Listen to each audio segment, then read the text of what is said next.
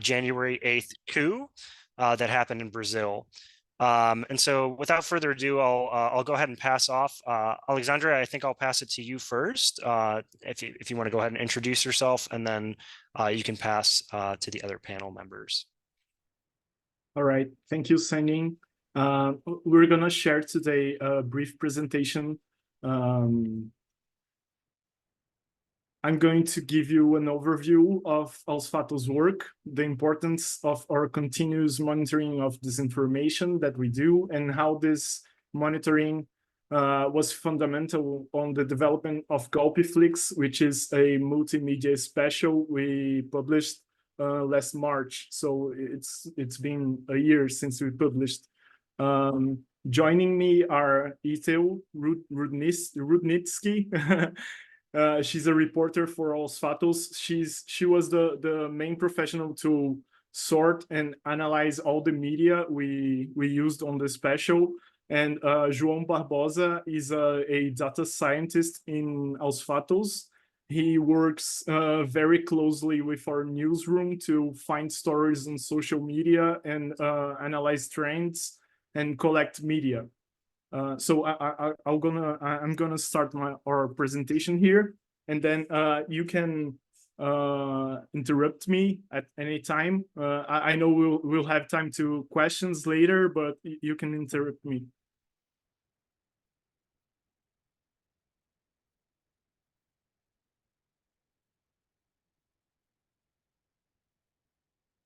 Let me know if you need permissions for share screen, if you're having any issues. No, I think I'm able to. I'm just working with a lot of screens right now, and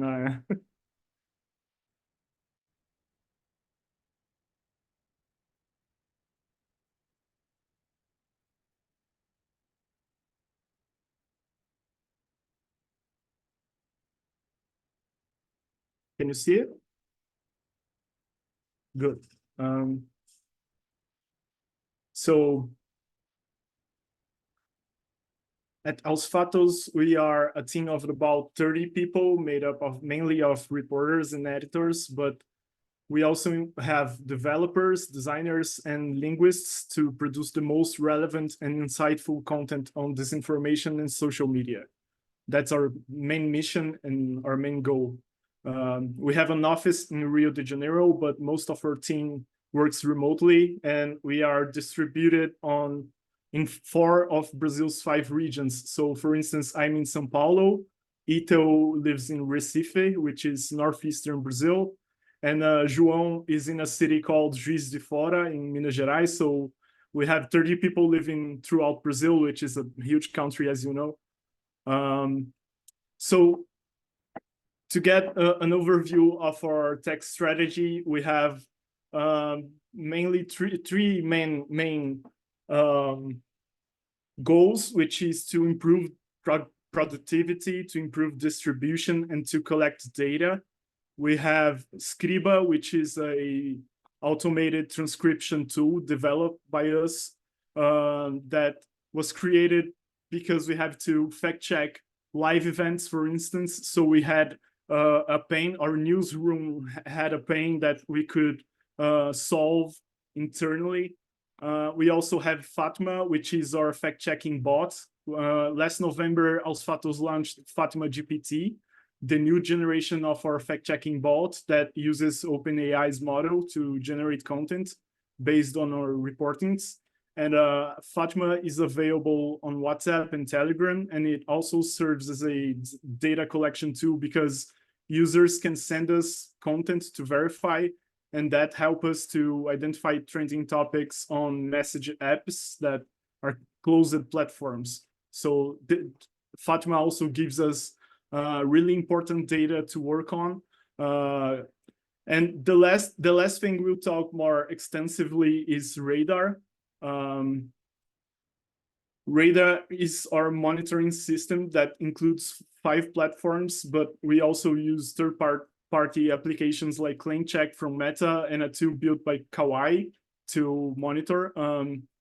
Radar uses linguistics and AI to find trending misinformation on the main platforms used in Brazil.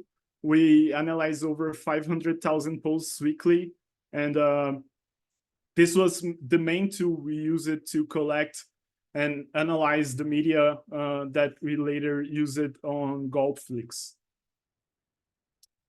And João will talk more. Let me just find you. João can talk in more detail about the technical working of radar. I think he can go on from now. Can you, John? Sure. So radar is a good list of data collection in Brazil social networks. What we did, can you go to the next slide, Aragon, please? Next. Next. So this is how radar actually works. We, with a team of linguistics experts that think about what terms are being used by disinformation campaigns, like, let's say if you were talking about USA, we think about keywords that are present in various topics, like Joe Biden, Trump, COVID. And after thinking about it, we select a few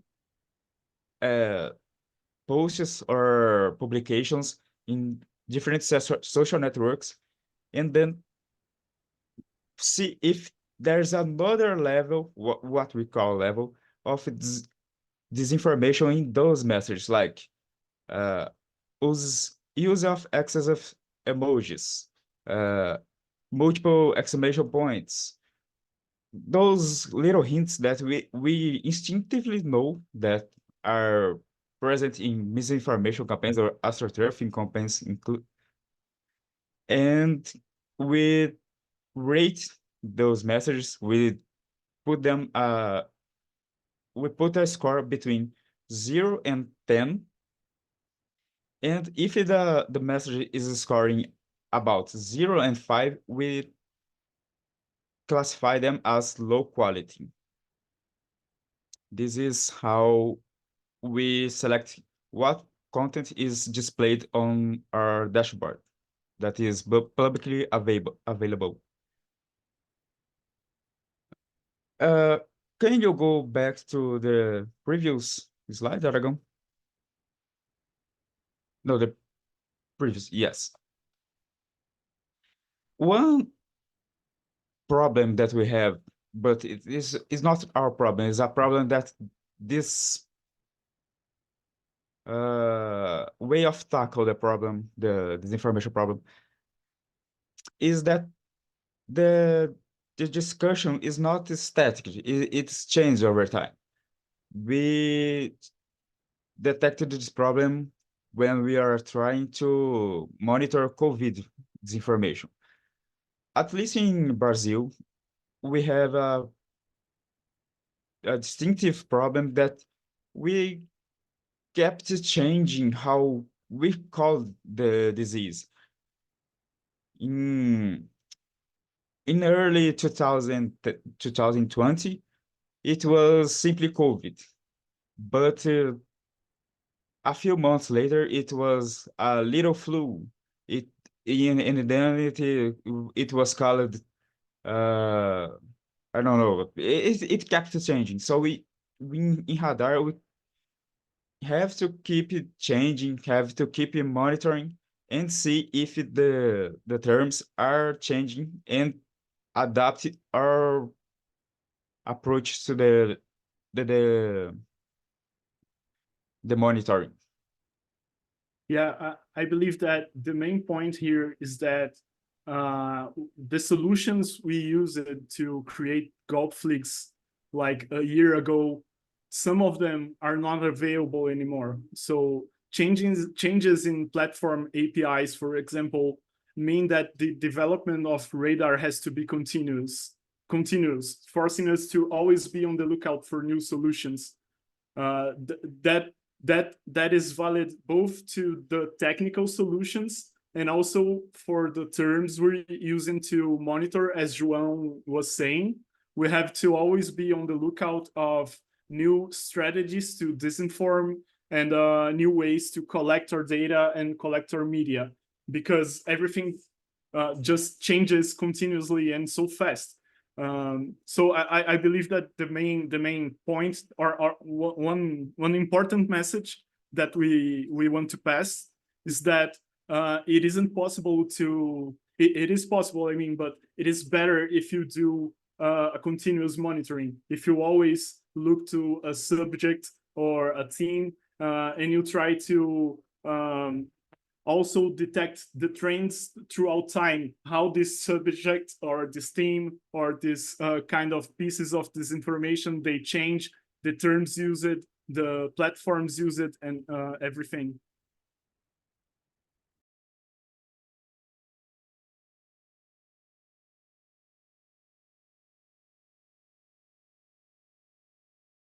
So continuing, this is a very important part. As I was saying before, we develop technology that supports our newsroom. All our products are created having in mind the needs of our newsroom, and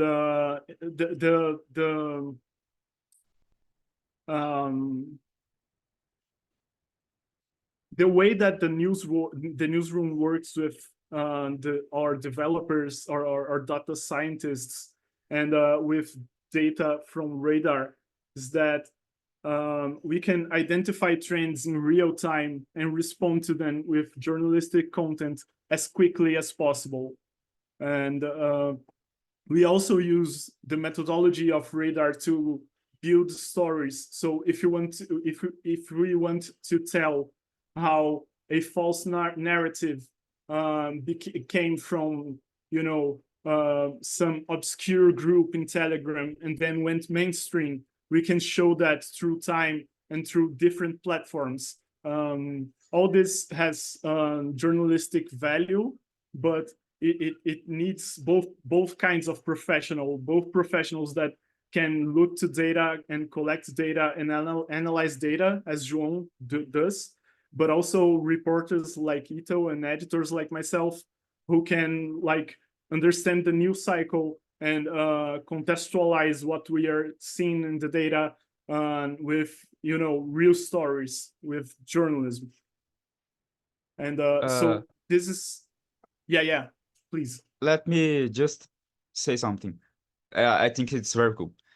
How Radar works, like Aragon just told, if we detect a link, for example, from Telegram pointing to YouTube, Radar actually is capable of tracking this link and collecting data from that YouTube link. And if that YouTube link has a WhatsApp group on the description or a Twitter handle on the description, it also collected that. So we can actually track how this information actually travels around the internet, because it's not a compartmentalized thing. It really spreads like a virus. And it was like a huge coincidence. Radar was actually built not thinking about COVID, but it was rushed to be launched because COVID happened. So I think it's really interesting.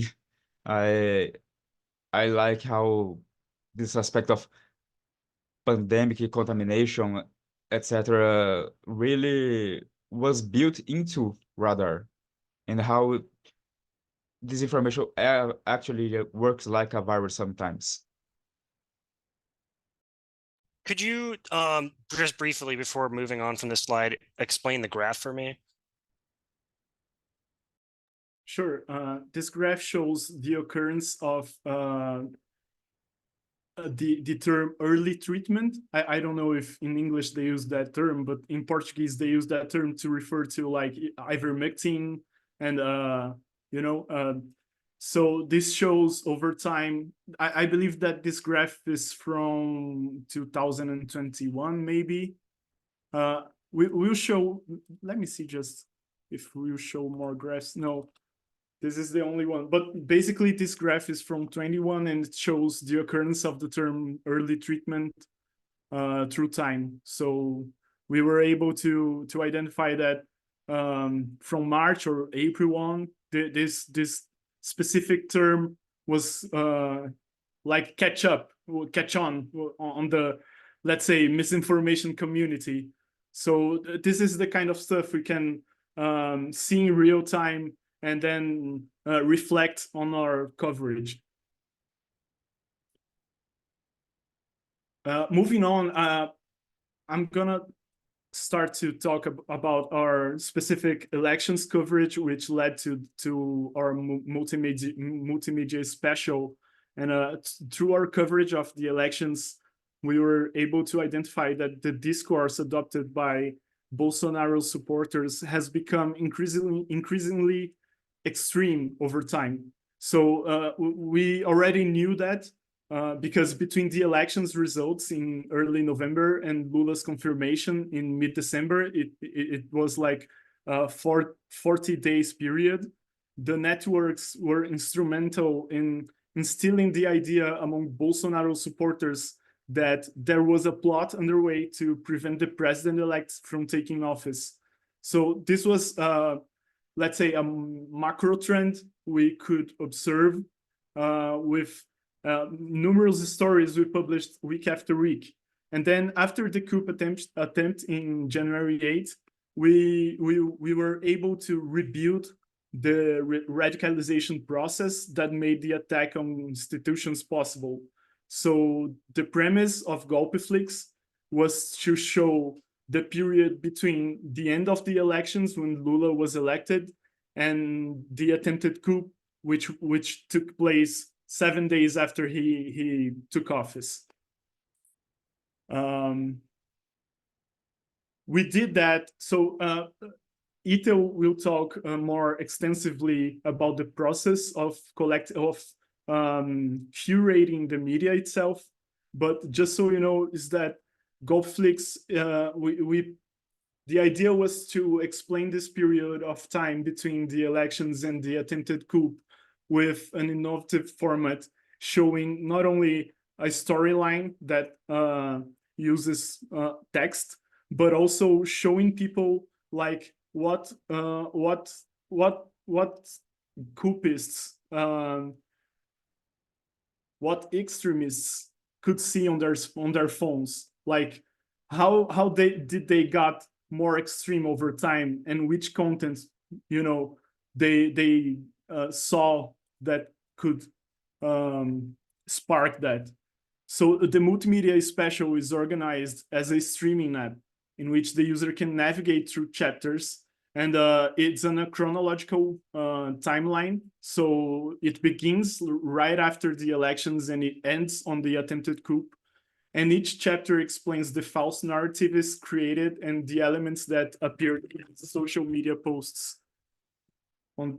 Sorry, my cat just dropped my mic here. I have to fight for space every day. Now Ethel will talk more. We'll talk briefly about how she centralized the work to curate the content. Hi everyone.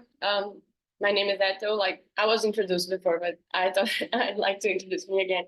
I work at Aos Fatos, and I worked at Golpeflix project by analyzing all the data that came from Radar and other social media that we monitor with different tools. We also use other tools other than Radar to produce our newsroom. So like Alexandre said, our goal was to show how the media that circulated in public groups and social media led to the coup attempt in January the 8th. So we were trying to look not only at the media and the messages that were inviting people for the protests in Brasilia that day, but the messages that started right after the election. So that we had the period of time we wanted to look at, which was from the 1st of November 2022, which was the day after the election, to the 8th of January. But still, it was a lot of data to look at because we were monitoring all social platforms from that time. So we had this filter of time, but we also knew the story we wanted to tell. So since we were covering and watching that the newsroom and we were producing different articles while everything was happening, we already knew the story that happened. So we organized everything into these chapters, like Alexandre told you. And our challenge was actually to find the media that best fit every one of these chapters. So luckily we were familiarized with this media because most of them we have already reported on or debunked in our newsroom. But we needed to find the best ones to show exactly what was in the cell phone of Bolsonaro supporters, what led to the coup attempt. And what was that data? The audios and images we took from radar. So it was the audios and images that were sent in thousands of political groups in WhatsApp mainly that we monitored with our radar tool in that time period. But it was actually I'm gonna look the numbers. It was 25,000 audio files and 119,000 images. It's impossible to look at all of those. To do that, we uploaded them to Pinpoint and other tools so we could transcript them into text. And then we could use our technology of query language that João told you, our linguistic expertise. So we could build a query for each of those chapters we have already built. And also we came up with periods of time for the message. For example, the first subchapter, if I'm not wrong, it's right after the election, the Bolsonaro supporters would believe that if they stayed on the streets for 3 days or so, there would be a military intervention. That was fake. We debunked it at the time, but we wanted to show the media that said those things. We searched for a combination of keywords with 72 hours or 3 days. And we also searched for media that circulated in the 3 days after the election. So we could find the best videos, in this case, it was audios and images that circulated in this time. In each of the subchapters, we did the same process. For videos, on the other hand, we had a little bit more problem because we didn't have those files saved because it would take a lot of space or tool does not save the videos. But we still had the links to some of the YouTube and TikTok that circulated, although some of those were, at the time we were doing the special, they were banned from social media because they were saying things like denying election, and some of them actually were banned by judicial orders. Others were erased by the user itself, fearing of judicial processes. And others were banned from social media for defying community guidelines. But still, we could find many videos using different tools for each social media. We had to search through Facebook and Instagram using CrowdTangle, again with the query languages we did for each subchapter. And we also work with YouTube and with the TikTok and Kawaii links that were shared also on social media. So we could find more than 300 videos that were extreme content, and they were still available, which is really, really frustrating. That shows how social media platforms failed even a month after the coup attempt, because we started working heavily on this project a month after the coup attempt. This content was still available. So the social platforms were not moderating it. And then we ended up with a collection of selected media, which is the ones that you can see on the website. But we also have a database with all of the media that's circulating that time period. We wanted to look at it and we made it available for everyone. So, and this database is still useful this day because investigations concerning what happened in Brazil after the elections and until Lula got in power are still going on, and there's still news going. I think Alexandre is going to talk a little bit more about it, but this database is still being useful to us on our newsroom to this day. I think I spoke a little bit quickly, and it seemed easy when I talk like this. We had a lot of help from technology, but it actually took a lot of human work as well to select this media. And if you have any doubts, I'm here to answer you in the end. Good. Thanks for sharing with us. I'm gonna move on with what's happening right now, because as Ito said, this database is still very useful for us, because after the investigations on the attempted coup progressed, Mauro Cid, a lieutenant colonel who acted as Bolsonaro's aide, signed a plea bargain with the Brazilian authorities. And since then, last week, the federal police arrested businessmen suspected of financing encampments calling for military interventions in Brazil.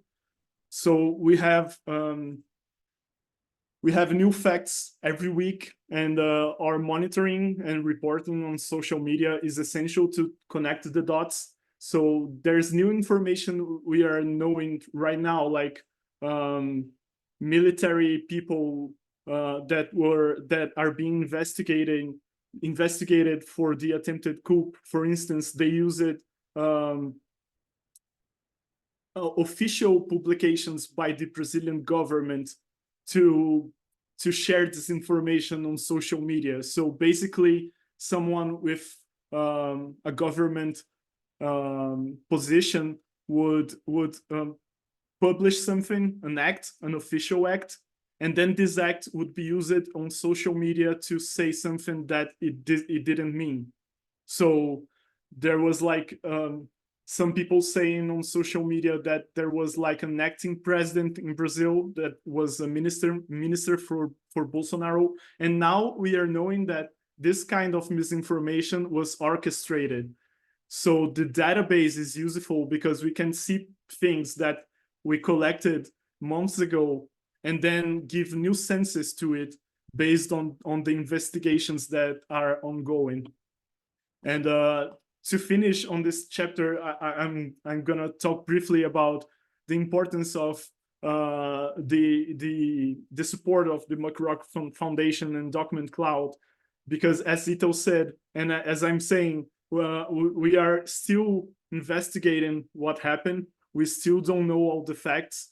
The official investigation is going on, and since we had the partnership with the McRock Foundation, all the media collected by Os Fatos to create Golflix is available for dozens of journalists and researchers here in Brazil.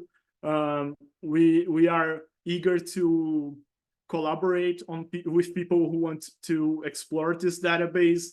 And as we already said, we are still covering the subject. So I believe that, just to finish here, our main message is that, just one thing, that the last slide is very important. This is the size of our database that we are sharing with everyone. I don't know if João wants to say something regarding the database. Not It's really. just the numbers. Yeah, just numbers. But I have to thank DocumentCloud and McRock to made available their platforms for us to upload our data, so it can be searched much more easily. It is incredible, actually, how easy it is to find information. It is indexed really well, so it should be able to make the work of researchers, journalists much more easy than it was for me initially. Yeah, one of the stories we published recently on the first anniversary of the attempted coup showed that people who are defendants on criminal actions because of the attempted coup kept posting misinformation and disinformation on social media. And this is an example of a story that we could use our database to look after what people had posted before and then look what they are posting now and then show that they basically didn't get the lesson. And I believe that our main message here is that is about the relevance of doing continuous monitoring to really sort out the stories and to understand what's happening on social media. We won't be able to measure everything. We won't be able to identify every trend, but the important thing is to try and to keep developing the tools because everything changes so quickly, and that's the main message. And we finished here. We can go to the questions. Great. I have a couple preliminary questions, and then if any of the other attendees have any additional questions that I haven't covered, we can continue forward if that's okay. Let me see here which one I want to start off with. I just wanted to ask a little bit about your use of DocumentCloud and how you leveraged it to your advantage in the goals of your project. I know working alongside you all, due to the nature of your collection and just like how large it was, you had to make some archiving choices and some formatting choices and how you stored the information on DocumentCloud. Can you talk a little bit about that? How you ended up making your decisions, how it impacts like the searchability. Have you had what your challenges were? If you could do things differently, how you go about doing that? So, first of all, I think it's possible to see in the presentation Aragon showed us, but there's some files that are thousands of pages long, like 2,000, 3,000. I think there's one that is 6,000 pages. So why is that I did it that way? Because I had to create a methodology to make this data available. And DocumentCloud apparently converts everything to PDF, right? So one of the first obstacles that I found was that if I was to upload everything in CSV tabular data, it was going to make it harder in the future to know what data points to what. Like I could have a column with post ID, and where is the rest of that table? Like it would be like 200 pages down. I couldn't make a sense of how could I circumvent this problem. So I choose to convert every CSV to JSON. It is a continuous text. It Right. it's not possible to break a continuous page a few hundred pages after. I had to divide every file into days. I could make it a little short span, like a short time span, like hours, but it would make what is already 2060 files into like 50,000, 60,000. It was going to be a nightmare. So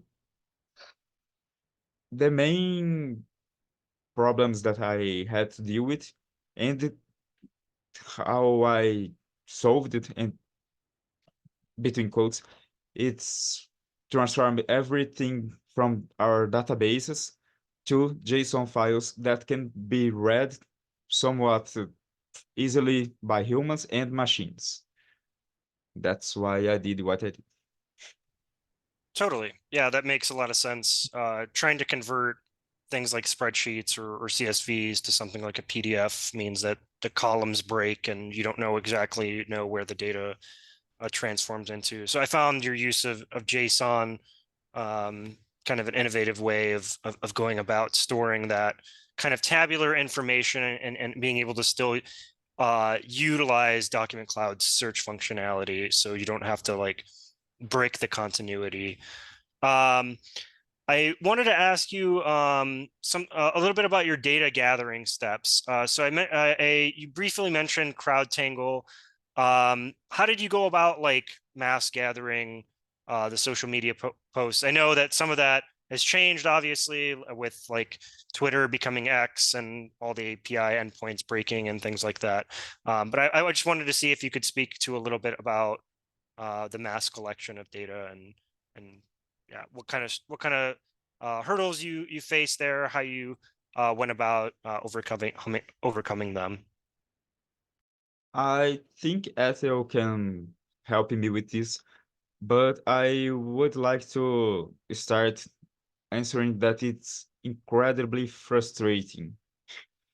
My simple answer is it's frustrating, especially if we consider the I don't know, like the last few months, especially with Twitter becoming X and everything is becoming harder and closed, and it's just don't work well anymore. It was working well when it was interesting to them to make this data available and make their platform grow. But now that, especially with the whole AI discussion currently, they are closing their gardens, like I like to say. But I think Yato can help me with this. Just to interrupt, are you seeing that to be a trend on other networks outside of Twitter as well? Like WhatsApp and Yeah, I was gonna talk of CrowdTangle. There's a rumor that it's gonna end even, and I feel like it's not working as well as it used to. Sometimes they when you try to search for a query on CrowdTangle, the results that they give us are not the same as they used to. They usually send us now pages that are verified, so we don't usually get that same misinformation content we used to get breach of. Even though it's a rumor, you cannot say it officially if it's not working in the same way because they don't explain it. So yeah, Twitter closed it officially, but other tools are closing borders as well. And I'm not gonna say it wouldn't be possible for us to do Gopflix today, but it would be a lot harder. We still have our monitoring, how that still can monitor lots of WhatsApp groups, which is the best thing we have right now because we have the groups we are on. You have to be on groups so you can scrape them. But we are continuously getting more groups and deactivating those that are not active anymore. So these ones are still working, and through them we can know through the hyperlinks that are shared with what things are trending in other social platforms. Other platforms such as YouTube, the tools we use are YouTube data tools, which is maintained by the university. So sometimes they have problems, technical problems as well. It's not something the platform itself helps, So yeah, they are closing borders and it's making our job a little bit harder. Yeah, one point is that as we showed on the presentation, WhatsApp is very huge in Brazil. 99% of smartphone users have WhatsApp in Brazil. And also Telegram is very huge in Brazil. Like 2/3 of smartphone users have Telegram because WhatsApp was blocked by the justice sometimes here in Brazil. And every time that WhatsApp went down, people downloaded Telegram and they stick with it. And from our experience, we know that Telegram is a much more environment. It's an environment much more prone to disinformation than WhatsApp. But monitoring these two closed platforms as Ito said, it gives us a real clear sense of the whole thing, of mainly on WhatsApp, because WhatsApp is the golden standard for misinformation in Brazil because it's huge. And so, for instance, to analyze YouTube, or WhatsApp messages are essential because there's a strategy that bad actors use in Brazil, that is to post closed links on YouTube and then sharing them on WhatsApp and Telegram. So we wouldn't be able to find them through YouTube search, for instance, but we know that some contents that are being shared on WhatsApp are closed on YouTube but have like millions of views. And so I would say that CrowdTangle being less better than it was before, it's bad for us, but as long as we can monitor WhatsApp and monitor Telegram, we can have a clear view of everything. Totally. Yeah, monitoring, there's like closed platform disinformation circles to kind of see like what kind of content are they pushing. We have similar things in the US. I've seen people do like analysis of like Gab and what is it, Truth Social, people kind of monitoring those like alternative social media networks that kind of have less guardrails for things like scraping as well. I'm going to shift a little bit. I just kind of wanted to ask you a little bit about like your analysis of the content and the classification of the disinformation and misinformation posts that you've received. Kind of like how you've done it with like your own in-house system. And then I know you tested out some large language models like ChatGPT. If you guys could talk a little bit about that. I have some follow-up questions on that if you don't get to it, but yeah, I just kind of wanted to open some room for that work as well. So on Golflix, we had the storyline before we went to curate the media, and so when we went to the media to find and just select what we were using on the final product, we already knew what we are looking for, and so this was essential because like we got stories that we already had reported before or debunked before. We didn't had to, in few cases, we had to debunk something new that we hadn't detected before. But on the most cases, it was content that we already had covered in some way. So it was much more an editing process and curating process than a research process, let's say. I don't know if Ito wants to talk more about it, because she was the person who really got the job done. Yeah, I think other than us being familiarized with what we were gonna see in that media, the media already comes curated. I don't know if I can say like this, but since we have our Hadar methodology, the audios and the images that we were working on, they were already on the filter of a low quality that we have that works with multiple queries and analysis that, like you said, we use technology and artificial intelligence to make sure that that was a low quality content. So I only had to look for keywords that I found important for telling the story to find the media.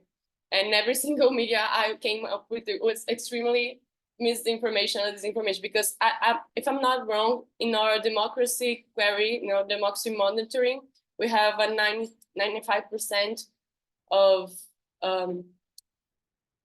low quality content that goes in. So almost nothing was good quality. Everything was relevant. That's why we opened the database, and in the database you can look for low quality content, even though it's not specifically talking about that story we were telling. We even discovered new stories, like we said before, with this investigation going on. We use the database for news stories. So there's this pre-curation. I think maybe João can talk more about the methodology that comes before this beforehand curation that it's done with technology. So from the technical standpoint, Radar works like a sieve or a funnel. It has what we call internally like levels. The first level is like keywords: Joe Biden, Trump, Lula, Bolsonaro. The second level is things that our linguistics experts detect that works really well in misinformation narratives, like Jair Bolsonaro sucks. I don't know. Tratamento preventivo, ivermectin, Jair Bolsonaro and ivermectin. It's more likely than not that this message is a misinformation. And by analyzing and working with this data, our linguistics experts creates a set of rules, like um, if a message has Jair Bolsonaro, and if this message has ivermectin, set a score of 5 and multiply it by negative 0.75. So it scores even lower. And everything between 1 and 5 ends up with we call a low quality score. Everything that ends with a score of 0 didn't even pass the second level. It was just something that we detected, but it's not misinformation. It's not even classified. You can just drop it. We didn't drop it. We sent the full database so third parties can make this process if they want, or if they want to improve it. And if everything, and if the message ends with a score between 5.1 and 10, it's not a low quality message. It can be, but its probability is very low. And in Radar, we tend to bias to reduce the low false negative. So we sometimes let misinformation messages to not be classified low enough that it can be classified as low quality, because we don't want to hurt someone, something that could be prejudicial for them, you know. Yes, yes. We don't want to repeat exactly.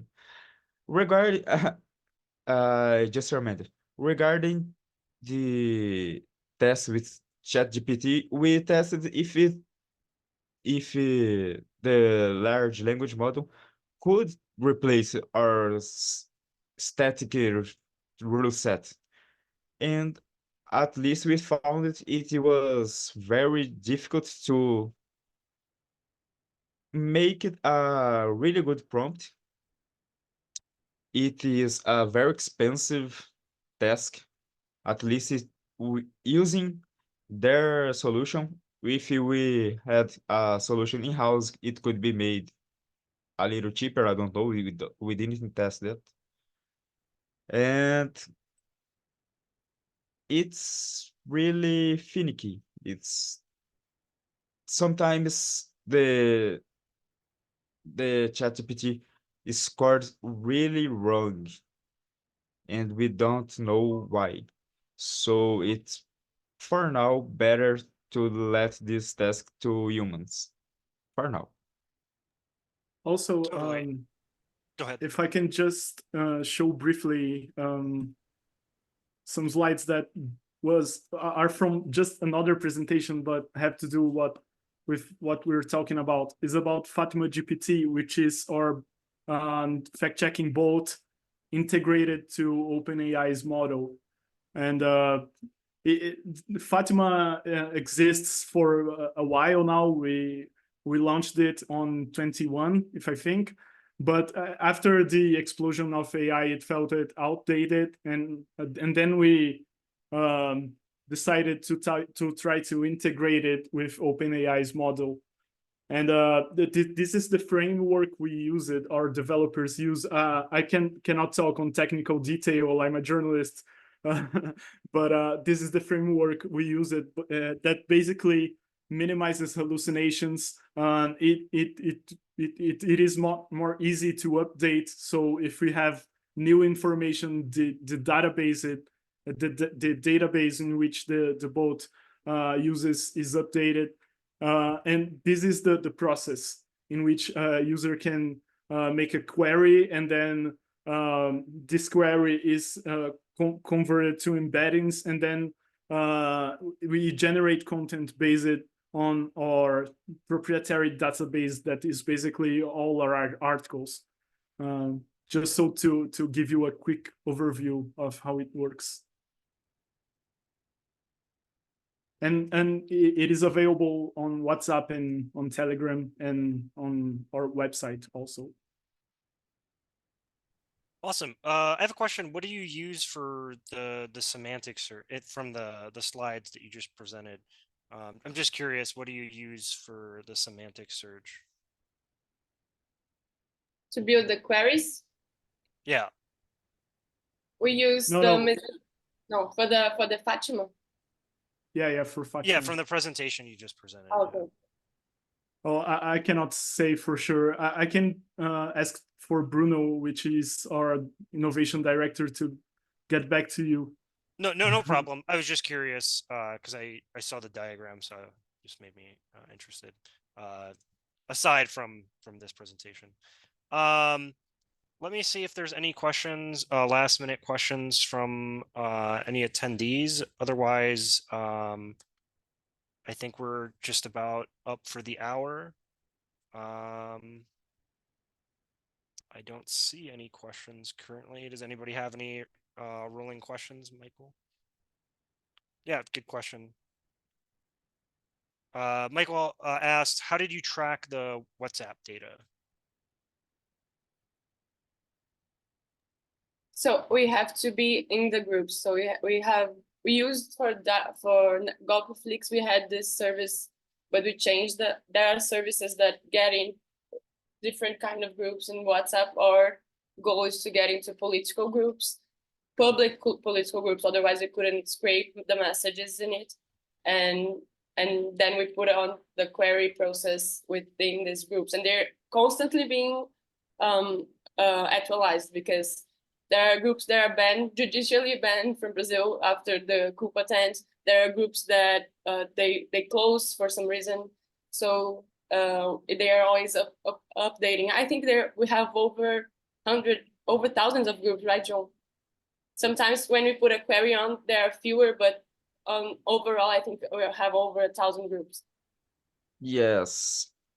In the last few months, we detached our previous company that made this scrapping for us and developed an in-house solution. There are frameworks available on GitHub, for example, so it can make it a bit easier to scrape data from WhatsApp. But the summary is what Ethel just said. It is a collection of groups that we found on the internet, like searching for chat.whatsapp.com in Google, in Facebook, and scraping those links, entering those links, and start scraping them since they are publicly available. What was the name of the service? Do you know what off chance the one that you'd previously used? It was Twitch. I don't know if I pronounced it correctly.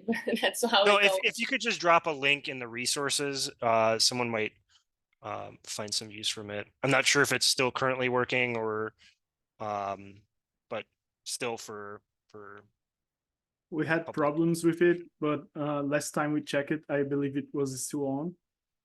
But it became on and off like for some time, and then we tried to change it. Maybe João can put the link for building your own scraping as well. I'm searching. Yeah, that would be great. If you could drop that in the resources for the Google Doc, that would be great.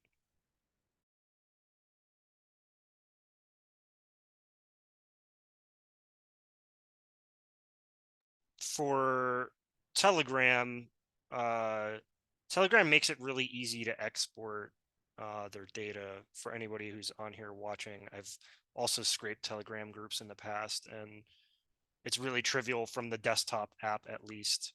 It's like built in that you're able to export your chats on a regular basis. So, yeah. And it's easier as well to find the groups because Telegram you can search the groups. In WhatsApp you can't. That's why, like João said, we have to search for links that contains chat from .whatsapp.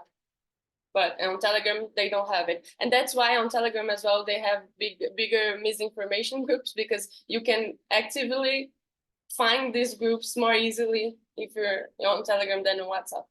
Yeah, I've noticed that as well. Like you can just search for other groups that have similar content to what you're already interested in, and so people will migrate and join other groups that haven't even been posted about in the group that they're currently in, but that contain similar content that they're posting about. Yeah, I know. Yeah.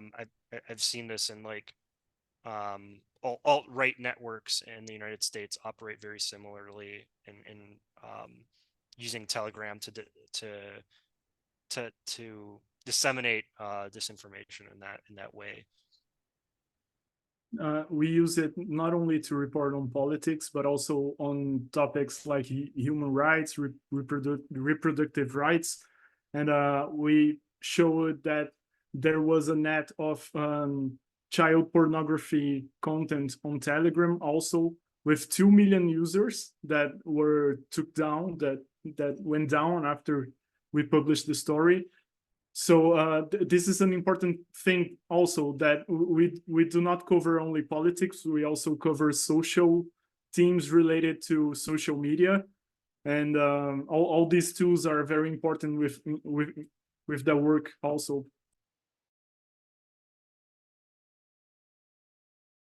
Totally.